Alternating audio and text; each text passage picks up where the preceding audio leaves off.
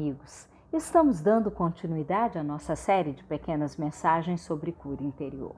Nos 2 vídeos anteriores, começamos a falar sobre o nosso corpo físico. Vamos orar antes de começarmos o assunto deste vídeo. Senhor, nos ajude agora a entendermos a Sua palavra viva, que penetra o mais profundo do nosso ser, transformando o nosso coração, levando-nos a crer em Ti e a termos vida no nome santo de Jesus. Amém. Jesus ensinou a importância secundária do corpo em Mateus 6, de 25 a 34. Anote esse texto para sua posterior leitura. Pegue um caderno ou bloco e anote também os demais que citarei a seguir. Em Filipenses 3, 21, o apóstolo reconheceu o estado de humilhação do corpo. E na carta aos Romanos, capítulo 8, verso 13, somos exortados a deixar de usar os nossos membros, os instrumentos do corpo, para propósitos pecaminosos. E se pelo Espírito mortificardes os feitos do corpo, certamente vivereis. O corpo físico deve ser usado para o Senhor e apresentado a Ele como uma oferta viva e santa. Anote e leia depois o texto de Romanos 12, verso 1. Qualquer coisa que façamos que seja prejudicial ao corpo físico constitui uma ofensa contra o Espírito de Deus, que usa o nosso corpo como um lugar de sua habitação e expressão. Nós encerramos o vídeo anterior justamente citando o versículo 13 de 1 Coríntios, capítulo 6. Vamos reler este verso. Não sabeis que sois santuário de Deus e que o seu Espírito habita em vós? E uma das metáforas usadas para o corpo é que somos tabernáculo, templo de Deus. Vamos ver uma ilustração do tabernáculo da época de Moisés. O tabernáculo era uma tenda portátil que os israelitas carregaram nos 40 anos de vagueações no deserto e durante seus anos na Terra Prometida, de 1450 a.C. até que Salomão construiu o primeiro templo em 950 a.C. Ou seja, durou cerca de 500 anos. Todas as tribos de Israel armavam suas tendas em volta do tabernáculo. O termo tabernáculo deriva da palavra latina tabernaculum, que é diminutivo de taberna e se refere a uma moradia transitória, como uma barraca. No Antigo Testamento são usados alguns termos de palavras hebraicas que eu vou citar agora. Vou citar alguns. Na primeira coluna nós temos o termo em hebraico, na segunda o significado deste termo e a terceira coluna temos os textos no Antigo Testamento. Anote e leia posteriormente, se assim desejar. Dê uma pausa no vídeo para que você esteja anotando isso nos seus caderninhos, não é? Por exemplo, os termos hebraicos tinham significados de local de moradia, cobertura, tenda, um local sagrado, templo, tenda de reunião, tenda de testemunho. Já no Novo Testamento, os termos gregos eu vou citar apenas 2. O significado de tenda, lugar de habitação, e o significado o termo tenda foi usado 27 vezes no Novo Testamento. O tabernáculo é o local onde Yahvé, o Deus Todo-Poderoso, torna conhecida a sua presença, onde Ele trata com seu povo e faz conhecida a sua vontade. O tabernáculo era um local sagrado, separado para o culto a Yahvé. O principal propósito do tabernáculo era para que Deus pudesse habitar no meio deles. Em Êxodo 25, verso 8, 21 e 22, nós vamos ver este propósito. E me farão um santuário e habitarei no meio deles, depois que houver exposto na arca o testemunho que eu te darei. E ali virei a ti e falarei contigo tudo o que eu te ordenar para os filhos de Israel. Muitas lições podemos tirar da estrutura do tabernáculo e do templo de Deus. O tabernáculo era lugar de louvor individual e corporativo, lugar de adoração, de busca e de crescimento espiritual, de sacrifícios. Era lugar de luz, não havia uma fonte de luz externa. A luz vinha de lamparinas dentro do próprio tabernáculo.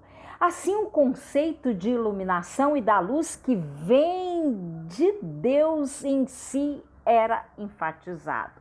No tabernáculo só havia lugar para um único Deus, lugar de verdade, nada de heresias e facções. O tabernáculo era o lugar da glória de Deus. Hoje ele tem que ser glorificado através de nossas vidas.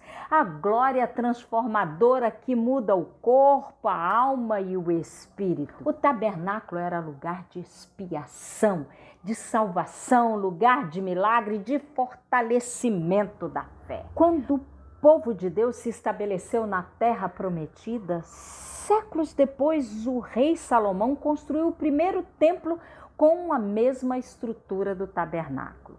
Olhando o tabernáculo de fora, ele parecia ter apenas dois ambientes, o pátio e a tenda da revelação. Porém, ao entrarmos na tenda, era possível ver dois ambientes totalmente distintos e separados por um véu. O santo lugar e o Santo dos Santos. Hebreus 9, versos 2 e 3. Porque um tabernáculo estava preparado, primeiro, em que havia o candeeiro e a mesa e os pães da proposição, ao que se chama o santuário. Mas depois do segundo véu estava o tabernáculo que se chama o Santo dos Santos. Portanto, o tabernáculo e posteriormente o templo possuíam três seções distintas que representavam três estágios de santidade crescente. Vamos mostrar uma ilustração. Primeira divisão estava o pátio que cercava a tenda, conhecido como o átrio exterior. Segunda divisão, o lugar santo. No local sagrado ficava a mesa na qual o pão da proposição era colocado. Ficava o candeeiro de ouro e também o altar de incenso.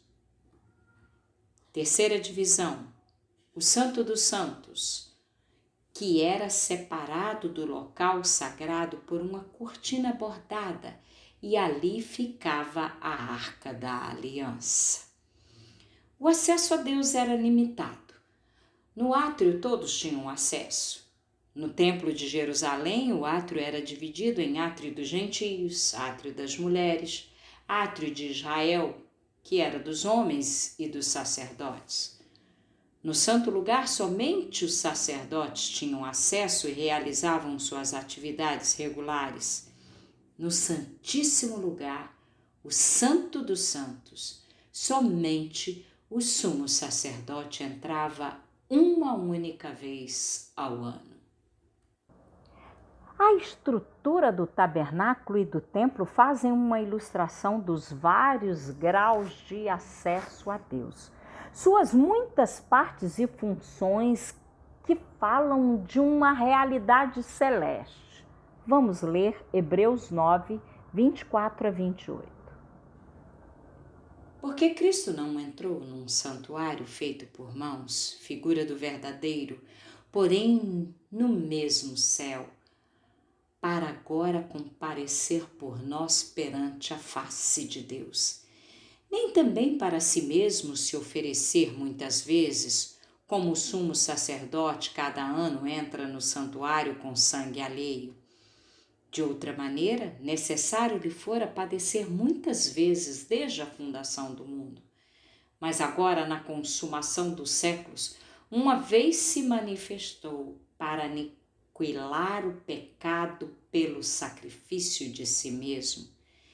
E como aos homens está ordenado morrerem uma vez, vindo depois disso o juízo, assim também Cristo, oferecendo-se uma vez para tirar os pecados de muitos, aparecerá segunda vez sem pecado aos que o esperam para a salvação. No tabernáculo e no templo, os átrios separavam gentios de judeus, homens de mulheres, sacerdotes de sumo sacerdote, lugar santo e lugar santíssimo. Hoje temos acesso ao Pai nos próprios céus. Podemos atingir o nível mais alto e ir através de Cristo, à presença do Deus Santo no Santíssimo Lugar. Vamos ler Efésios capítulo 2, verso 6. E nos ressuscitou juntamente com ele e nos fez assentar nos lugares celestiais em Cristo Jesus.